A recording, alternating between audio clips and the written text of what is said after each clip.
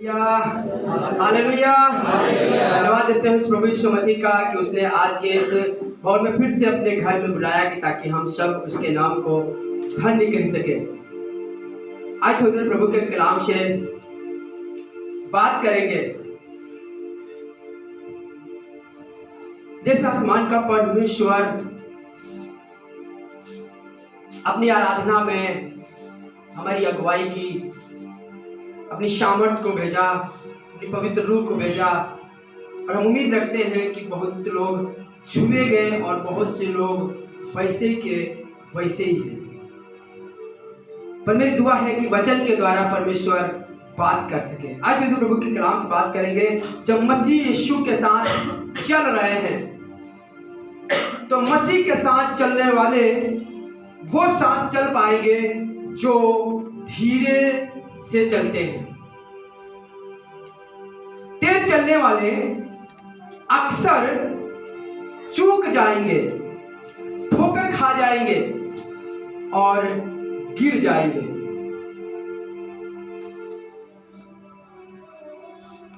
इस बात को सीखने पाए आज बात करेंगे मसीह में धीरे दौड़े। और ये भी बात करेंगे लोग कहां पर कितनी तेज दौड़े और कितना नुकसान हो गया।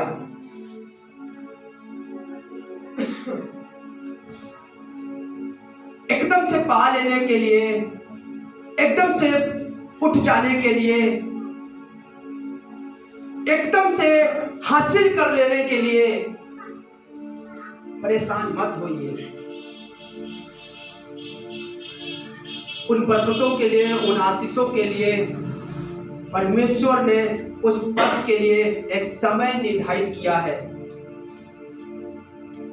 और जब वो उठाएगा तो कोई आपको नीचे नहीं ले जा सकता। पर जब आप उठेंगे तो गिर जाएंगे। इब्रानियों की किताब 12वां अध्याय, इब्रानियों की किताब 12वां अध्याय और उसकी पहली आयत पढ़ेंगे चमन भाई के साथ। इस कारण जबकि गवाहों का ऐसा बड़ा बादल हमको घेरे हुए है, जबकि गवाहों का बड़ा बादल हमको ऐसे घेरे हुए है। कई बार परमेश्वर ने हमारी जिंदगी में बहुत से अद्भुत काम किए, बहुत सी आशीषें दी है, बहुत सी बरकतें दी हैं। अरे जो डॉक्टर न कर सका वो यीशु ने कर दिखाया है।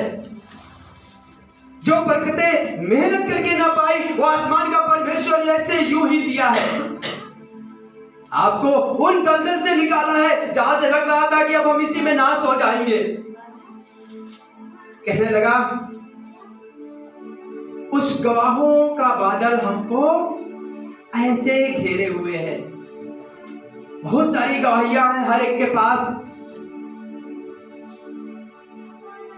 किसी का घर बन गया,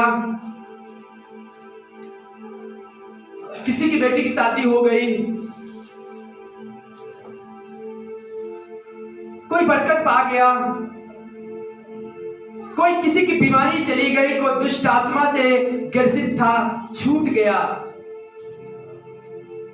इतने गवाह हैं हम कि वो गवाह हमको, वो काम परमेश्वर के हमको घेरे हुए हैं। दाऊद कहने लगा, हे परमेश्वर, मैं तेरी मन्नतों का जो तूने हम पर आश्चर्य कर्म किए हैं, जो तूने हम पर आशीषें दी है, मैं कैसे धन्यवाद दूं,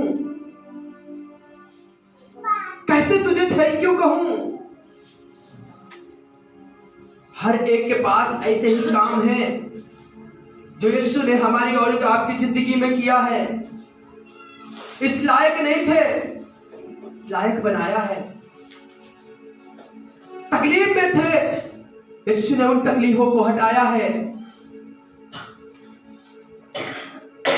लग रहा था कि अब नहीं निकल पाएंगे, पर यीशु ने निकाला है। जब गवाहों का ऐसा बादल घेरे हुए हैं तो आओ। ये अकेले बात नहीं कर रहा कि हम चले, पर जब बात कर रहा है आओ, इसका मतलब भीड़ से कह रहा है। लोगों से कह रहा है, अपने परिवार से कह रहा है, अपने खानदान से कह रहा है, कलीसिया से आसमान का परमेश्वर कह रहा है। ये लिखने वाला बड़ी खूबसूरती से कह रहा, अपना नाम ले सकते हैं और कह सकते हैं कि यीशु बुला रहा है। जब आसमान का परमेश्वर इतने अद्भुत कार्य किए हैं, गवाहों का बादल घेरे हुए हैं, तो आओ हर एक रोकने वाली वस्तु, रोकने वाली वस्तु और उलझाने वाले पाप को दूर करके, वह दौड़ जिसमें हमें दौड़ना है, धीरज से दौड़े।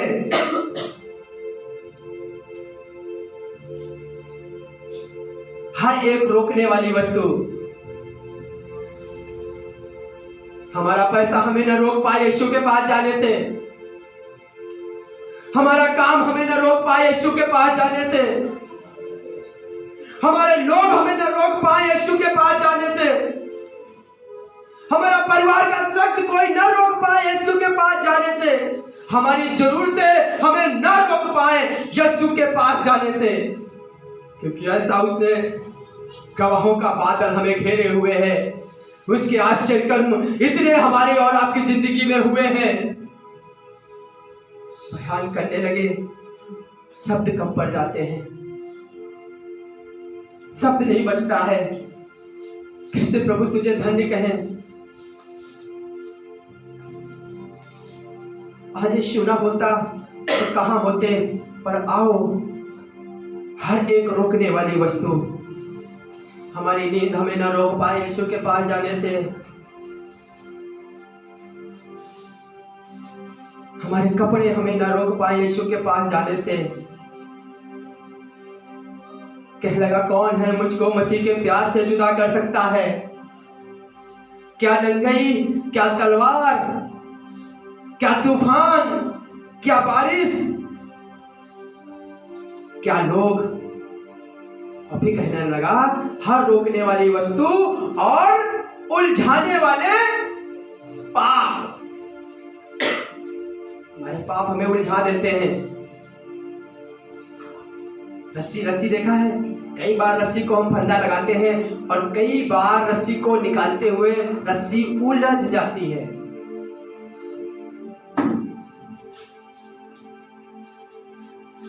और भी निकालना बड़ा मुश्किल रहता है। पाप ठीक उसी तरीके से है, रोकने वाली वस्तु और उलझाने वाला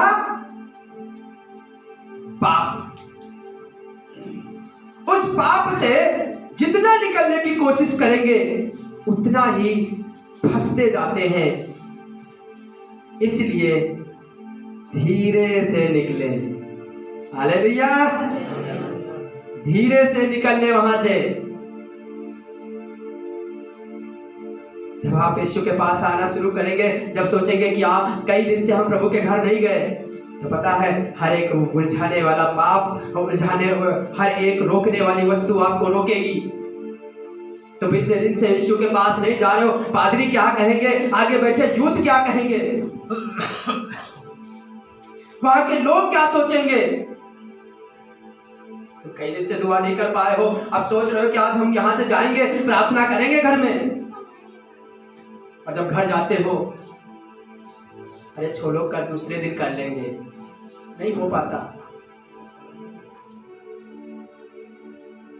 हर एक रोकने वाली वस्तु को और उलझाने वाला पाप, ये पाप हमें उलझा देता है।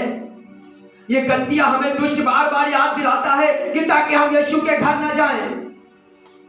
वो ये दिलाएगा, तुमने उस दिन पाप किए थे, अब तुम इस लायक नहीं हो कि तुम यीशु के पास जा सको। और मैं बताना चाहता हूं, हर एक रोकने वाली वस्तु, हर एक उलझाने वाला पाप जो हमें उलझा देता है कि ताकि हम उसी टेंशन में, उसी चिंता में, उसी बोझ में, उसी उलझनों में हम पड़े रहे और हम यीशु के करीब ना जाएं। हम लोगों की कल एक बहन से बात हो रही थी, कह रही थी भैया अब यहाँ संगति में जब आते तो मन करता अब हम शाम को भी दुआ करेंगे, सुबह भी प्रार्थना करेंगे, और घर जाते उलझ जाते। कहेंगे भैया जब हमारी तबीयत खराब होती या ऐसा कुछ लगता है तो हमारा मन नहीं करता है आप लोगों से हम बात करें, उलझ जाते हैं।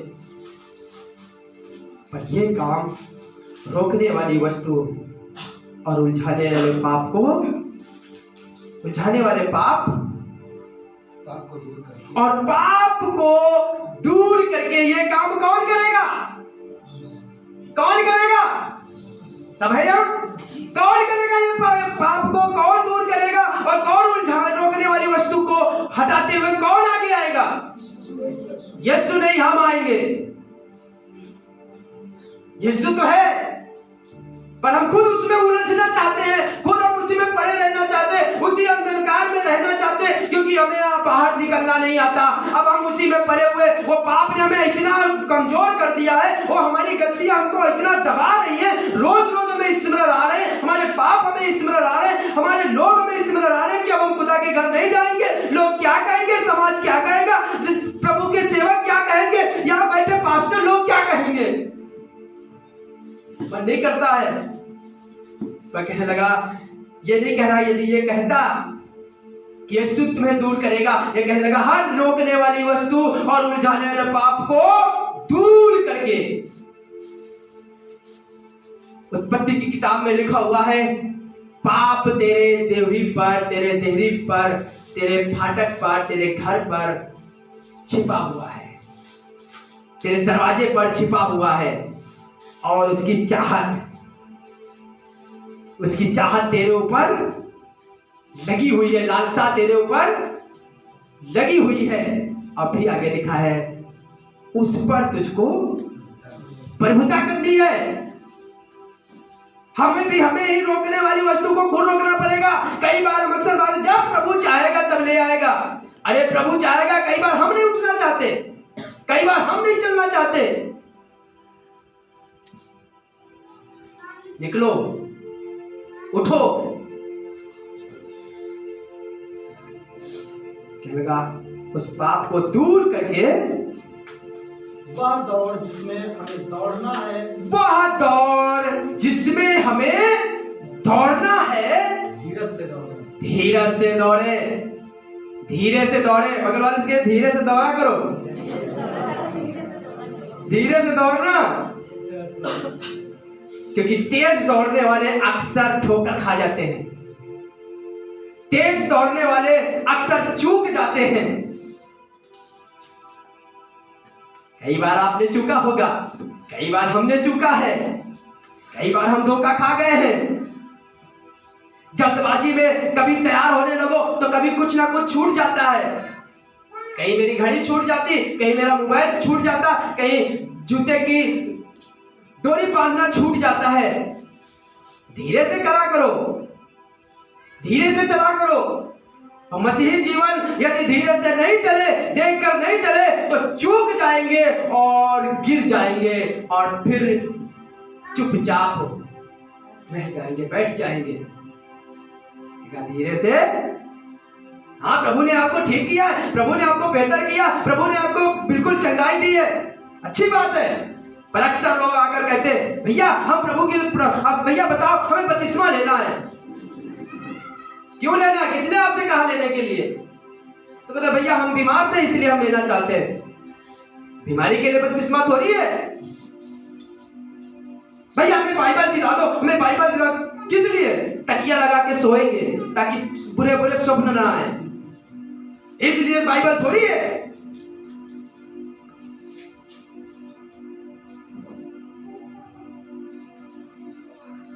उतावली में नहीं। और बाद में पता चलता है बाइबल कहीं अलमारी में पड़ी हुई है और बपतिस्मा कहीं ठेके पर बैठा है, बपतिस्मा कहीं बुराई कर रहा है, बपतिस्मा ठट्ठा करने वाली मंडली में बैठा है, बपतिस्मा पे विचार करने वाली मंडली में बैठा है। ऐसे बपतिस्मा से और ऐसे बाइबल लेने से क्या फायदा, जिसमें मकड़ी जाला लगा है।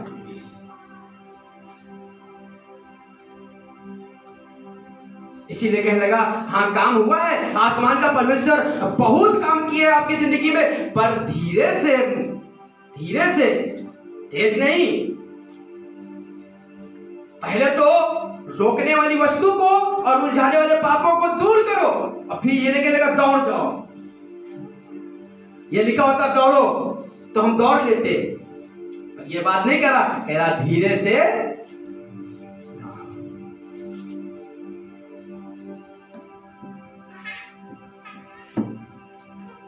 एक स्त्री से मुलाकात कराऊंगा जिसने सुसमाचार जब सुना, एक बेटे को गोदी में लेकर समाचार सुनने के लिए, भेंट करने के लिए, मुलाकात करने के लिए इतनी तेज से दौड़ी कि बेटा गोदी से गिर गया। और फिर क्या हुआ मालूम है?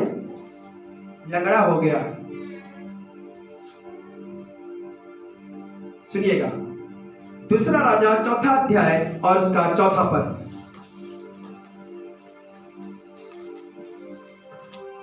ने अच्छा काम किया है, पर धीरे से करें, धीरे से प्रभु के साथ चले। सुनिएगा, दूसरा राजा 4 अध्याय और उसके 4 पद। पहला राजा देखिए, पहला राजा 4 अध्याय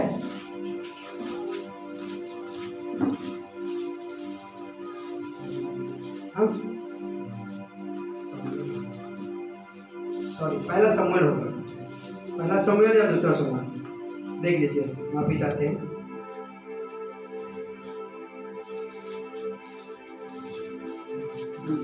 दूसरा समूएल 4 अध्याय उसके 4 पद। सुनिए, साउल के पुत्र योनातान के एक लंगड़ा बेटा था। सुनिएगा, साउल के पुत्र योनातान के एक लंगड़ा बेटा था। लंगड़ा हुआ कैसे था, ये बात सुनिएगा जी।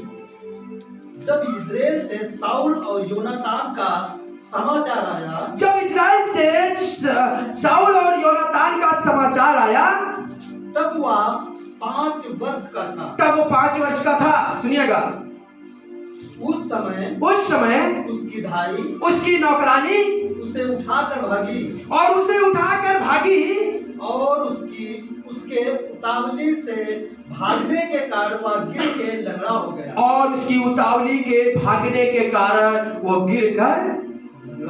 लंगड़ा हो गया।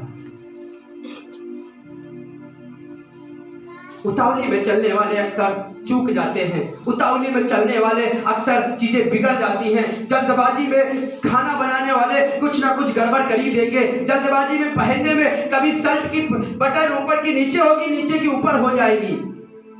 जल्दबाजी में मसीही जीवन, जब प्रभु ने बहुत अच्छा काम किया, बहुत अच्छी बात है, पर लिखा है जब इसने समाचार पाया तो इतनी तेज से उतावली में दौड़ी, बेटे को लेकर की वो गिर गया और फिर लंगड़ा हो गया।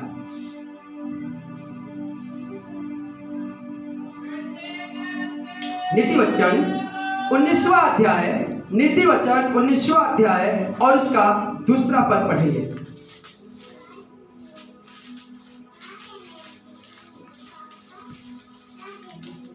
नीतिवचन 19वां अध्याय और उसका 2 पद। मनुष्य का ज्ञान रहित रहना अच्छा नहीं है, और जो उतावली से दौड़ता है, जो तेजी से दौड़ता है। पता है, तेजी से दौड़ने वाले अक्सर थक जाते हैं, हांफने लगते हैं। ऐसे कितनी देर दौड़ेंगे, कितनी तेज चलेंगे, हांफने लगेंगे। पर जब धीरे धीरे दौड़ेंगे, दौड़ते रहिए। हम वो दौड़ नहीं दौड़ना है कि हम दौड़े और फिर आराम करने लगे। हम वो दौड़ दौड़ेंगे, चलते रहेंगे, पर इनाम पाएंगे। हम इनाम के लिए बुलाए गए हैं, ना कि दौड़ने के लिए। तो ऐसा क्यों ना दौड़े कि हम इनाम पाए। तेज दौड़ेंगे, ठोकर लग जाएगी, गिर जाएंगे, हांफने लगेंगे, थक जाएंगे।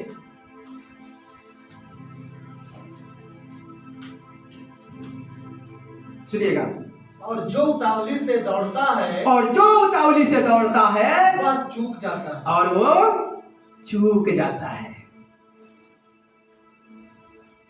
खुदा के लोगों, जब प्रभु के साथ चल रहे हो, उन जवान, उन बच्चे, उन बुजुर्ग, आराधना करने वाले, प्रचार करने वाले उतावली से नहीं, धीरे से, कहीं ऐसा ना हो चूक जाए। पहला कुरिन्थियों 9वां अध्याय और उसकी 24वीं पद पढ़ेंगे। पहला कुरिन्थियों, और आसमान का परमेश्वर एक बात कहने लगा, सुनिएगा। पौलुस जब लिखने लगा, पहला कुरिन्थियों 9वां अध्याय उसकी 24वां पद, क्या तुम नहीं जानते, क्या तुम्हें नहीं मालूम कि दौड़ में तो दौड़ते सब ही हैं, दौड़ में दौड़ते तो सब हैं, पूरी भीड़ की भीड़ दौड़ रही है। यीशु के पास भीड़ की भीड़ उस पर गिरी पड़ रही थी, परंतु इनाम एक ही ले जाता है। हालेलुया, इनाम एक ले जाता है। हम वो ना बने कि सिर्फ दौड़े, पर हम वो बने कि दौड़े और इनाम भी पाए। यीशु मसीह जब रास्ते से जा रहा था तो लिखा है भीड़ उस पर गिरी पड़ती थी, पर एक औरत आई 12 साल से लहू बहने की बीमारी थी, पर उसने यीशु के कपड़े के कोनों को ही छू लिया और यीशु ने कहा मुझ में से सामर्थ्य निकली है।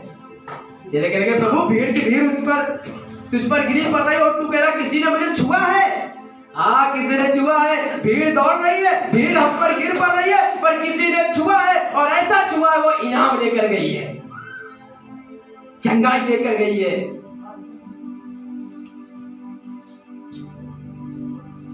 मतलब इससे नहीं कितने दौड़ रहे हैं, मतलब इससे है कौन इनाम ले जाएगा, कौन इनाम पाएगा। उतावली से ना दौड़े। एक आयत पढ़ाऊंगा जहां पर यीशु मसीह बीज बोने के बारे में दृष्टांत देने लगा। जब लूका रचित सुसमाचार 8वां अध्याय उसकी 13वां पद पढ़ेंगे, वहां पर कुछ इस तरह से लिखा हुआ है, जी सुनिएगा।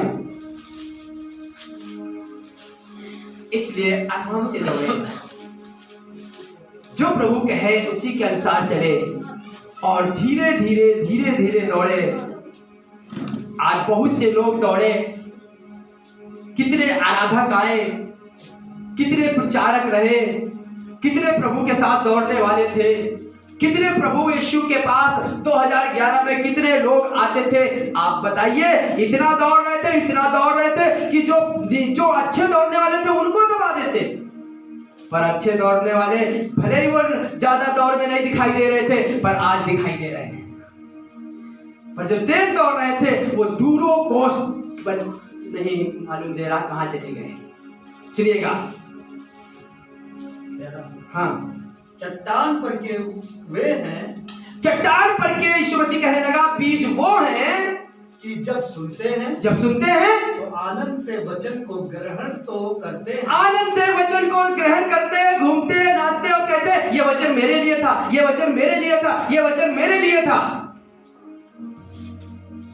परंतु जड़ ना पकड़ने से वे थोड़ी देर तक विश्वास रखते हैं, और परीक्षा के समय बहक जाते हैं, मुसीबत के कारण बहक जाते हैं। नहीं, क्योंकि वो परीक्षा के समय बहक जाते हैं। मैं एक बहन का नाम नहीं लूंगा क्योंकि हमसे हिसाब लिया जाएगा, नाम नहीं लूंगा पर बताऊंगा जरूर। पता है, जो उतावली से चल रहे थे, बड़े उससे चल रहे थे, पवित्र स्थान की बड़ी अहमियत थी। कोई जूते पहन के नहीं जाएगा, कोई चप्पल पहन के नहीं जाएगा, कोई वहां बैठेगा नहीं, कोई खाना नहीं खाएगा, कोई कुछ नहीं करेगा, चलो वहीं बैठो। इतनी तेज भी ना दौड़े कि खुदा का घर, उसकी महिमा घर से चली जाए। पता है, जिस घर में आराधना हो रही थी, खुदा के लोग आकर बरकत पाते थे, आज उस घर में आराधना नहीं हो रही है। कमाल की बात तो ये है।